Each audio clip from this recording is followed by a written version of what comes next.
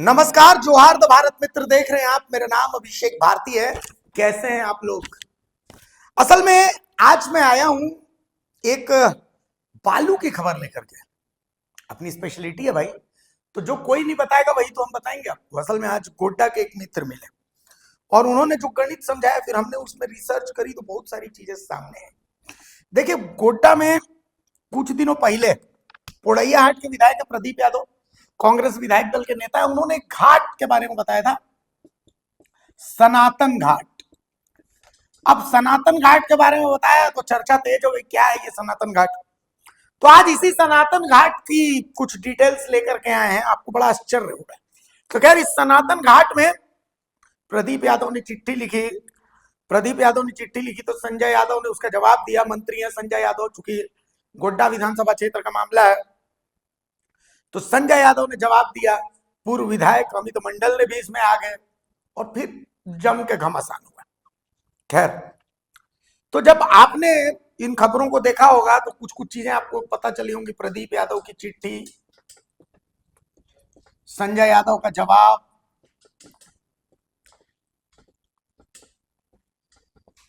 किसी महालक्ष्मी ट्रांसपोर्ट का नाम। बताइए, अक्षर लिखना भूला गया आदमी। महालक्ष्मी ट्रांसपोर्ट का नाम। हालांकि संजय यादव का कहना है कि उनकी नहीं है, और फिर भी दावा किया जा रहा है कि नहीं नहीं, ये संजय यादव का ही है। खैर, हम नहीं मानते संजय यादव का, हमको नहीं पता है महालक्ष्मी ट्रांसपोर्ट किसकी है। अमित मंडल का इस सीन में आना, यहां तक की कहानी सब आपको पता है, लेकिन जो कहानी आपको नहीं पता वो मैं बताता हूं। ये जो सनातन बालू घाट है, इस सनातन बालू घाट की नीलामी हो चुकी है। जी हाँ, सही सुन रहे हैं आप, इस सनातन बालू घाट की नीलामी हो चुकी है। और इस सनातन बालू घाट से के लिए जो एनवायरमेंटल क्लियरेंस,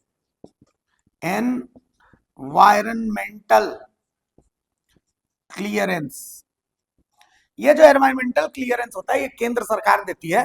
केंद्र सरकार ने ये फाइल गोड्डा जिला प्रशासन को भेज दी। जिस कंपनी ने यहां बिड किया, उस कंपनी को यहां से बालू निकालने का जिम्मा मिला, तो उस कंपनी को यहां से एनवायरमेंटल क्लियरेंस चाहिए। एनवायरमेंटल क्लियरेंस के लिए उस कंपनी ने केंद्र के पास अप्लाई किया। केंद्र ने 5/3/2026 यानी 5 मार्च को ही गोड्डा जिला प्रशासन को यह चिट्ठी भेज दी। लेकिन 5 मार्च से ही गोड्डा जिला प्रशासन इस चिट्ठी को दबा करके रखे हुए, एकदम दबा करके। क्यों? किसके प्रेशर में? क्या गोड्डा जिला प्रशासन भी चाहता है कि सनातन बालू घाट से अवैध खनन होता रहे? अब जो नाम मैं आपको बताने जा रहा हूं, इस नाम को आपको याद रखना होगा, क्योंकि आपने यहां पर सारे नाम देख लिए, लेकिन इस नाम को इस घाट से अछूता रखा गया अब तक। आखिर क्यों, समझ में नहीं आया। कोई इस नाम को लेता नहीं है, क्यों नहीं लेता ये भी समझ में नहीं आता। इस सनातन बालू घाट से बालू खनन न प्रदीप यादव करते हैं, न संजय यादव करते हैं, न अमित मंडल करते हैं। इस सनातन बालू घाट से बालू खनन करते हैं गोड्डा के सबसे बड़े बालू माफिया, सबसे बड़े बालू कारोबारी, और उनका नाम है ललन मंडल। इनका नाम है ललन मंडल। इस सनातन बालू घाट से जो भी पूरे गोड्डा जिले में अगर 1 किलो बालू का भी कारोबार होगा, अवैध बालू का, तो ललन मंडल की बगैर इजाजत के ये संभव ही नहीं है। क्या नाम बताया मैंने? ललन मंडल। मतलब ललन मंडल और संजय प्रसाद यादव, ये संजय यादव, इन दोनों के बीच 36 का आंकड़ा है। कौन सा आंकड़ा? 36 का। मतलब ललन मंडल अपने तेवर में, संजय यादव अपने तेवर में। ललन मंडल की पहचान क्या है? सफेद स्कॉर्पियो।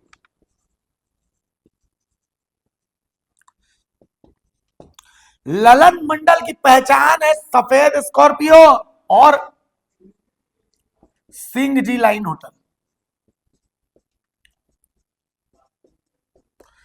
ललन मंडल यहीं खाना खाते हैं। इस जगह का नाम है Singh ji line hotel.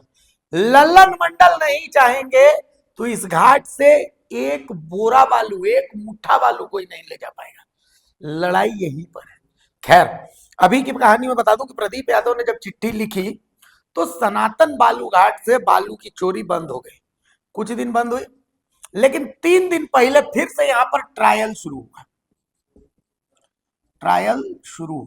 Trial मतलब 4 गाड़ी 3 गाड़ी, जैसे बालू चोरी का होता है कि कहीं पर अगर प्रशासनिक सक्रियता बढ़ जाती है, कुछ भी हो जाता है, तो वहां पर ट्रायल शुरू किया जाता है। पहले 5 गाड़ी, फिर 6 गाड़ी, फिर 7 गाड़ी, फिर 8 गाड़ी, फिर 10 गाड़ी, इस तरीके का खेल होता है। तो ये अभी आप सनातन का खेल समझ गए। खैर, असली चीज प्रदीप यादव इस मामले को लेकर क्या कह रहे हैं, एक बार सुन लीजिए। को लेकर आपका जो है काफी आंदोलन, लेकिन पुनः सनातन घाट हो या अन्य नदी घाट हो, फिर से हाईवा का परिचालन शुरू हो गया, इसको लेकर क्या करें? देखिए, हमें भी जो बात आप कह रहे हैं कुछ लोगों ने मेरे संज्ञान में लाया है। अभी पूरी पुख्ता सबूत मेरे सामने किसी ने पेश नहीं किया है। अगर पुख्ता सबूत आएगा तो हम सब निश्चित रूप से जिला प्रशासन और सरकार के संज्ञान में लाएंगे। लेकिन अभी जो मैं आपको बता रहा हूँ कि यहाँ 4 घाटों की नीलामी हो चुकी है। जिस घाट की चर्चा होती है सनातन घाट का, उसकी भी नीलामी हो चुकी है। वहाँ 2-2 घाटों का, एक झिलवा घाट का भी नीलामी हो चुका और एक अन्य घाट का। और उसके वीडर के नाम से जिन्होंने सबसे बड़ी बोली लगाई है उनको मिल भी गया ये घाट। उन्हें पर्यावरणीय क्लियरेंस भी मिल गया है। जिला प्रशासन के पास उन्होंने आवेदन भी दे दिया। हमने बात भी की है जिला प्रशासन से। ऊपर के जो विभागीय पदाधिकारी, हमने सचिव स्तर पर भी बात की है। उन्होंने कहा कि 1-2 दिनों में यह सारा घाट उन लोगों के नाम से एग्रीमेंट होगा। तो यह जो बालू का खेल है, हमें लगता है कि पूर्ण रूप से उस पर रोक लग जाएगा, ऐसा मेरा विश्वास है। इतना विलम्ब क्यों हो रहा है जिला प्रशासन के द्वारा? विलम्ब के कई कारण हो सकते हैं, वो बेहतर उत्तर तो जिला प्रशासन देगा। हमने, मेरे संज्ञान में यह बातें 2 दिन पहले आई थी, तो हमने जिला प्रशासन के संज्ञान में, यहाँ के उपायुक्त के संज्ञान में भी लाया है। यहाँ के माइनिंग अधिकारी, जो डिस्ट्रिक्ट माइनिंग अधिकारी, उनसे भी रिक्वेस्ट किया है। सचिव माइनिंग विभाग, उनसे भी बात की है, अरवा राजकमल साहब से। डायरेक्टर राहुल सिन्हा साहब से भी हमने रिक्वेस्ट किया। लिखित रूप में भी हमने कहा है कि इसका अगर अस्थायी समाधान चाहते हैं तो जो सरकार की मंशा है, सरकार की मंशा स्पष्ट है। यह जो गोरख धंधा है, जो राजस्व की भी हानि है और सरकार की बदनामी भी है, ऐसी चीज़ों से बचने का एक ही उपाय है कि हम ऑथेंटिक रूप से हमने प्रक्रिया के तहत घाटों को नीलामी करें। तो सरकार ने प्रक्रिया के तहत घाटों की नीलामी कर भी दी है और वो घाट अलॉटेड भी है। अब केवल हमें लगता है कि जल्दी ही 1-2 दिनों में पूरी परिदृश्य में बदलाव दिखेगा आपको, और ये ऑथेंटिक रूप से जल्दी ही चलेगा। जिले में दर्जनों अवैध बालू उठाव घाट है, लेकिन इसमें महज कुछ घाटों का नीलामी होना, कहीं ऐसा तो नहीं खानापूर्ति के तौर पर होगा? नहीं, वो चिन्हित है। आप अज्ञानता बस इस प्रकार का प्रश्न करते, थोड़ा ज्ञान आपको भी प्राप्त करना चाहिए। सभी घाटों की नीलामी नहीं हो सकती। 2 कैटेगरी के घाट होते हैं। एक घाट होता है जो छोटे स्तर का, उन्हें नीलामी नहीं किया जाता, वो मुखिया के जिम्मे दिया जाता है। बड़े घाटों की यहाँ चिन्हित है, उसके लिए एजेंसी है। उन्होंने कुछ घाटों को चिन्हित किया जो नीलामी योग्य है। अब जहाँ बालू है ही नहीं, ऐसे घाटों की नीलामी नहीं की जा सकती। उन तमाम घाटों की नीलामी की गई है। Thank you sir. ग्रेड 2 में यहाँ 16 घाट है जिला में। 16 घाट में से 4 घाट दिया गया है GC इंटरप्राइजेज को, और इसके लिए जिला स्तर पर बैठक सितंबर 2025 को ही हो गया और उसको बीडर दे दिया गया कि फर्स्ट बीडर उसको बता दिया गया। सितंबर के बाद से ये अप्रैल जा रहा है। अब 2-3 महीना के बाद ड्यूटी का रोक लग जाएगा। तो ये जो गैप है, जो बीडर लिया है, अल्टीमेटली उसका ये उसको लॉस सहना पड़ेगा या सरकार का जो राजस्व आने वाला है? नहीं, आपकी बात से मैं सहमत हूँ, लेकिन एक प्रक्रिया है कि पहले अलॉट होता है, फिर उस अलॉट के आधार पर वो पर्यावरणीय क्लियरेंस के लिए अप्लाई करता है, और पर्यावरणीय क्लियरेंस एक लंबी प्रक्रिया है, वो सरकार के अधीनस्थ नहीं है, तो वो लंबी प्रक्रिया में थोड़ा वक्त लगा है। लेकिन फिर भी अब जो समय बचा है, जो जिस और आप संकेत दे रहे हैं, हमें लगता है उसमें जिला प्रशासन को जल्दी करना चाहिए, और बहुत देर करने से जितना देर होगा उतना इस गौरव धंधे को बल मिलेगा और राजस्व की भी हानि होगी। मैं आपकी बात से तो सहमत क्या सर इसमें ये नहीं भू आता है कि जिला प्रशासन जानबूझ के इस एजेंसी को नहीं दे रहा है कि वहाँ होने दो बालू का लूट, तब तक इधर देंगे 2 महीना बाद, आगे जाए 2 महीने बाद एनजीटी का रोक लग जाएगा, ये एक संभावना है कि नहीं सर? देखिए, आपकी बातों को मैं खारिज नहीं करता, लेकिन आपकी बातों को सुन लिया आपने। तो ये प्रदीप यादव थे, इन्होंने ही चिट्ठी लिखी थी। अब आप समझिए कि प्रदीप यादव की चिट्ठी के बाद राजनीति गर्म हो गई। इसमें पहली बार ऐसा मैं सुन रहा हूं कि इसमें प्रदीप यादव का कोई पर्सनल इंटरेस्ट नहीं था। हालांकि अब सनातन के इस खेल को समझिए, ये इसका बेसिक आपको समझना पड़ेगा। जिस डायग्राम से मैं इसको समझाऊं वही डायग्राम मैं आपको समझाता हूं। ये नदी है, इसको मान लेते हैं ये नदी है। इस नदी में इधर ये बिहार हो गया, ये झारखंड हो गया। अब ये नदी है, यहां पर ये सनातन बालू घाट है। ये बेसिकली सनातन बालू घाट ये पूरा फैला हुआ है इतने दूर तक, समझ लीजिए। लेकिन बालू जो यहां से निकलेगा तो वो बालू इधर नहीं जा सकता, क्योंकि इधर रास्ता ही नहीं है। तो बालू के लिए वो बालू का कारोबार इधर ही होगा, झारखंड में। इसीलिए इतना विवाद है, ठीक है। तो यहां से खेल शुरू होता है। अब यहां से लगभग 3 से 5 किलोमीटर का जो इलाका है, इस इलाके में कोई अननोन आदमी घुस गया, कोई पत्रकार घुस गया, क्योंकि ये इलाका ललन मंडल का इलाका है। कहने को तो ये गोड्डा विधानसभा है, लेकिन ये इलाका ललन मंडल का इलाका। यहाँ पर सिर्फ जाने पहचाने चेहरे ही जा सकते हैं। आप और हम माइक उठा के अगर मिल गए, चले गए, तो अगले दिन इसी नदी में हम पाए जाएंगे। ये क्लियर कट हिसाब किताब है। इधर न पुलिस घुसता है, न प्रशासन घुसता है, कोई नहीं घुसता है, कोई नहीं घुसता है। साफ और साफ बात, यहाँ ये क्लियर एकदम यही हिसाब किताब है।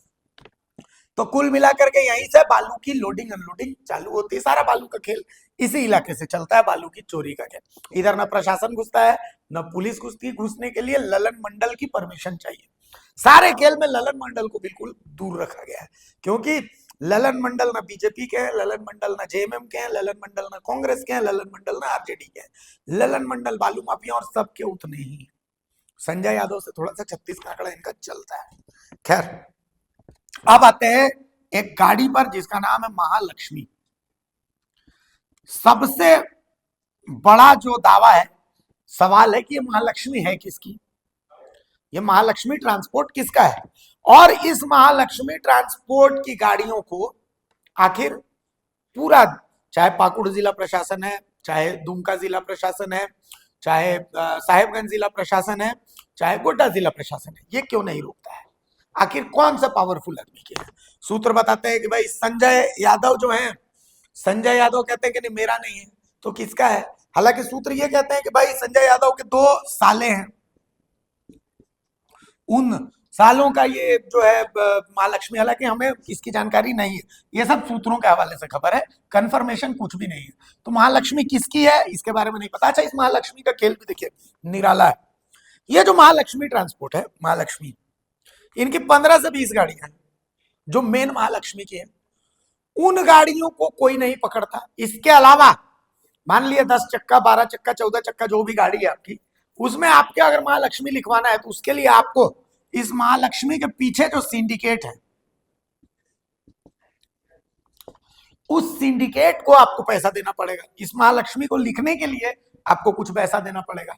और ये जो 15-20 जो पहली गाड़ियां है जिनका 5100 ऐसे करके जो भी नंबर होता है, तो उन गाड़ियों को तो खैर कोई पैसा नहीं देना पड़ेगा, उनको कोई नहीं रोकता है।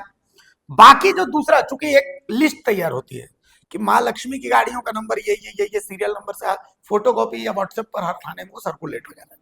तो उन गाड़ियों को कोई नहीं रोकता। फिर एक और लिस्ट तैयार होती है जिसमें महालक्ष्मी लिखा होता है, तो उन गाड़ियों को रोक करके उसको जाने देता है, लेकिन उनसे पैसा लिया जाता है। ये भी फैक्ट है। पैसा लेने का भी तरीका बहुत बढ़िया है। देखिए, ये खैर ललन मंडल वाला बाद में बताते हैं। तो अब आते हैं कि महालक्ष्मी किसकी है। तो इस महालक्ष्मी को भी समझने का एक तरीका है। ये सनातन घाट है। अब जैसे एक जगह है गोड्डा में, ये देख लीजिए, इस जगह का नाम है नूनाजोर। नूनाजोर। अब नूनाजोर जो है, इस नूनाजोर से एक रास्ता इधर चला गया, ये हो गया धर्मोडी। कहते हैं कि धर्मोडी के ही दो भाइयों का है ये, ठीक है, महालक्ष्मी। एक रास्ता नूनाजोर से धर्मोडी हो गया, बाकी ये जो है ये हाईवे आपका जा रहा है, ठीक है। अब इसी नूनाजोर के पास में यहाँ पर एक बहुत बड़ा मैदान है। इस मैदान में हाट लगता है, ठीक है, साप्ताहिक बाजार, हाट, सब कुछ लगता है। और यहीं पर जितना बड़ा ये जमीन है उतना ही बड़ा यहाँ पर घर है। और इस घर के बाहर में एक अहाता है। इस अहाते में महालक्ष्मी की गाड़ियां खड़ी होती है। तो बड़ा सवाल ये है, यहां पर कम से कम 20, 25, 50 महालक्ष्मी की गाड़ियां यहां पर खड़ी रहती हैं। यहां पर जो ये जो घर है, ये घर किसका है? क्योंकि ये घर जिसका है उसी का ये पार्किंग है, और उसी की ये महालक्ष्मी है जिसके घर के बाहर ये 100-200 गाड़ियां लगी रहती है। या तो इन्होंने इसको पार्किंग में दिया हुआ है कि भाई आप पैसा दो और हमको पार्किंग करो गाड़ियों का, या फिर इन्हीं की ये महालक्ष्मी ट्रांसपोर्ट है। तो ये महालक्ष्मी का खेल आता है। ये सवाल किसका है? ये सवाल है कि ये कौन है ये लोग। आप इसको समझिए, इन लोगों का, ये जिनका घर यहां पर है, ये हो गया गोड्डा विधानसभा, ये हो गया महगामा विधानसभा। इन दोनों के बीच में ये जो जगह है, इस जगह में ना गोड्डा विधानसभा चलता है ना महगामा चलता है। इस जगह में यहां पर जिनका घर है उनकी सल्तनत चलती है। यहां पर जिनका घर है वहां नगर परिषद या जिला परिषद में कोई नेता है, उनसे भी क्या इनका कोई ताल्लुक है? ये भी जांच कर रही है, ये सब जांच करने की बात है। अब आते हैं ललन मंडल पर। ललन मंडल और संजय यादव, इनके बीच में 36 का आंकड़ा है। अब यहां पर दिक्कत यह है कि सनातन घाट से जो दावा किया जा रहा महालक्ष्मी महालक्ष्मी महालक्ष्मी, सूत्र बताते हैं, जो सूत्र बता रहे हैं कि महालक्ष्मी तो यहाँ काम ही नहीं करता है। महालक्ष्मी यहाँ से बालुए नहीं उठाते हैं। महालक्ष्मी अपना काम पाकुड़ से करता है, महालक्ष्मी अपना काम साहिबगंज से करता है, महालक्ष्मी अपना काम दुमका उमका तरफ से करता है, यही सब इलाका से करता है, जो हमको जानकारी मिल रही है। हालांकि कुछ लोग ये भी कहते हैं कि नहीं, यहाँ पर लड़ाई ललन मंडल और महालक्ष्मी के बीच इस बात की है कि महालक्ष्मी चाहता है कि हमको यहाँ पर 100% पावर चाहिए, और ललन मंडल चाहता है कि ना, हम तो अपना पावर छोड़ने वाले नहीं है, आप कितना भी बड़ा बैकअप लेके आइए। तो कुल मिलाकर के यहाँ पर खेल इसी चीज का है। तो यही है इस सनातन की हकीकत, और इसी सनातन को लेकर के विवाद चालू है। और सबसे बड़ी बात यही है कि गुरु इस सनातन से फिर से बालू चोरी शुरू हो चुकी है, ठीक है। यही सबसे इंटरेस्टिंग चीज है। अच्छा, इसमें एक और बहुत मजेदार चीज मेरे को पता चली कि बालू चोरी का पैसा डीएसपी को नहीं मिलता है। सारा पैसा जो है ये थाना प्रभारियों के थ्रू इधर उधर होता है। डीएसपी को ठेका दिखा दिया जाता है। ये तो बहुत गलत है। पैसा अगर कमाइए तो सबको बराबर बराबर कमाइए। ये तो सब, मतलब हमको सबसे बड़ा चीज इसी बात का दुख लगा कि बताइए हमारे डीएसपी लोगों को ऐसे काहे कर दिया जाता है ना। इस चीज का हम विरोध करते हैं, है ना। नमस्कार, जोहार।